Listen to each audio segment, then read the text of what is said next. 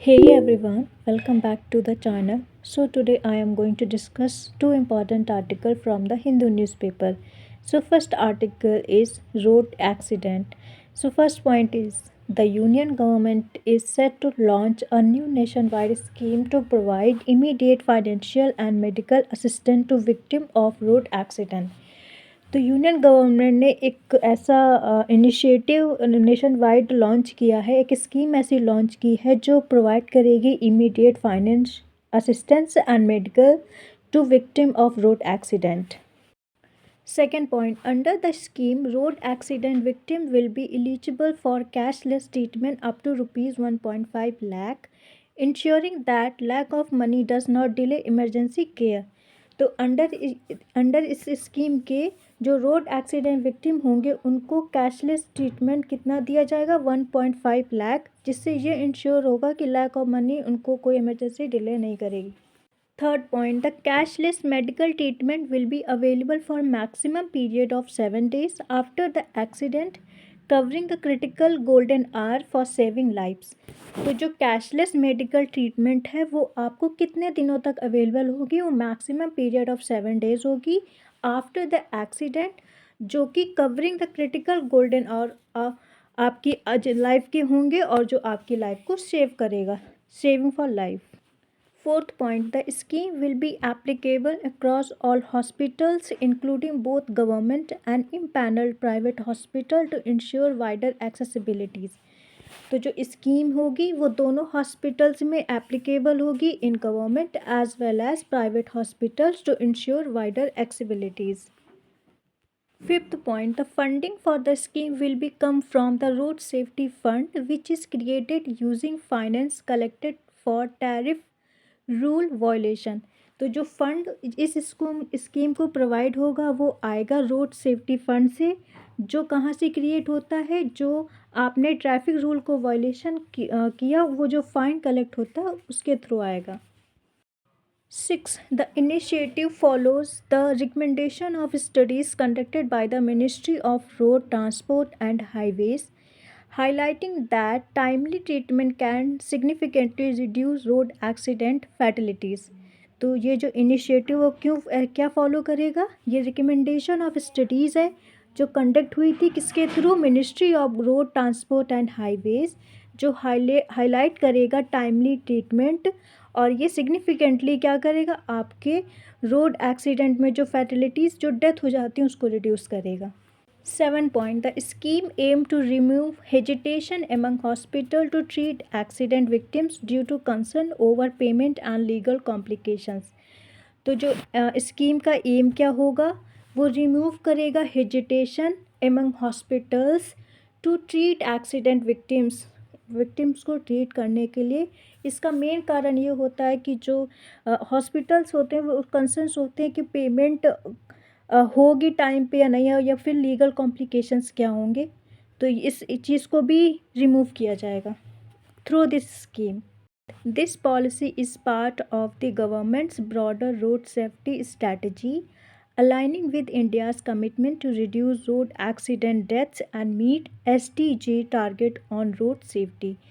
तो ये जो पॉलिसी होगी ये गवर्नमेंट्स की एक ब्रॉडर रोड सेफ्टी स्ट्रेटजी का पार्ट होगा और अलाइन विद होगा इंडियाज़ कमिटमेंट, जो रिड्यूस करेगा road accident deaths and meet SDG targets on road safety.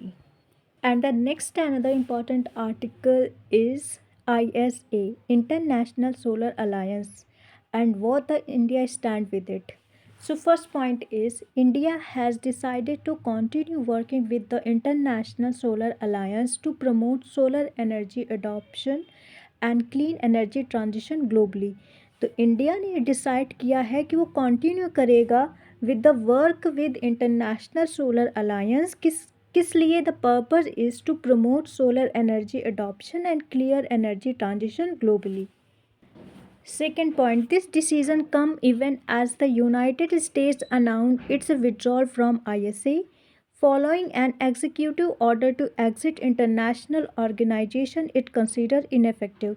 तो ये डिसीज़न कब आया है, जब अमेरिका ने ISA से अपना विड्रॉल ले लिया है, अपना अनाउंस किया है विड्रॉल फ्रॉम ISA मतलब international solar alliance following an executive order to exit international organization it consider ineffective. Third point, India reaffirmed its commitment to ISA by stressing that the alliance plays a crucial role in expanding solar power deployment, especially in developing countries. तो India ने reaffirm किया है मतलब reassured किया है अपना commitment to ISA by stressing मतलब इस पर स्ट्रेस किया है कि जो अलायंस है ये एक इम्पॉर्टेंट रोल प्ले करता है for India in expanding solar power deployment, especially in developing countries. Fourth point, ISA was launched by India and France and it was institutionalized during COP21 in Paris in 2015, focusing on solar rich countries between the tropics of Cancer and Capricorn. तो ये जो ISA है international solar alliance वो किसके through launch हुआ है by India and France और ये इंस्टीट्यूशनलाइज्ड हुआ है during COP conference of parties 21 in Paris in 2015 और ये किस पे फोकसिंग कर रहा है on solar rich countries between the tropics of Cancer and tropics of Capricorn. 5 point. According to France, ISA has mobilized around $10 billion in solar investment by facilitating technology transfer, policy support and capacity building. तो France के according जो ISA है उसने कितना mobilised किया है investment around $10 billion in solar investment by facilitating किसके through technology transfer, policy support, and capacity building. 6 point, the alliance programs are optional in over 30 countries, helping remove policy, regulatory, and market barriers to solar energy expansion. तो ये जो alliance का programme है वो मतलब कुछ countries में overall 30 countries में ये ऑप्शनल है ऑपरेशनल है मतलब वर्क कर रहा है और ये क्या हेल्प कर रहा है remove policy regulatory and market barrier to solar energy expansion. 7 point, ISA has been particularly successful in supporting least developed countries and small island developing states in adopting affordable and scalable solar solution. तो ISA has been मतलब कर चुका है और कर रहा है particularly successful in supporting least developed countries और small island developing states in adopting affordable and scalable solar solution.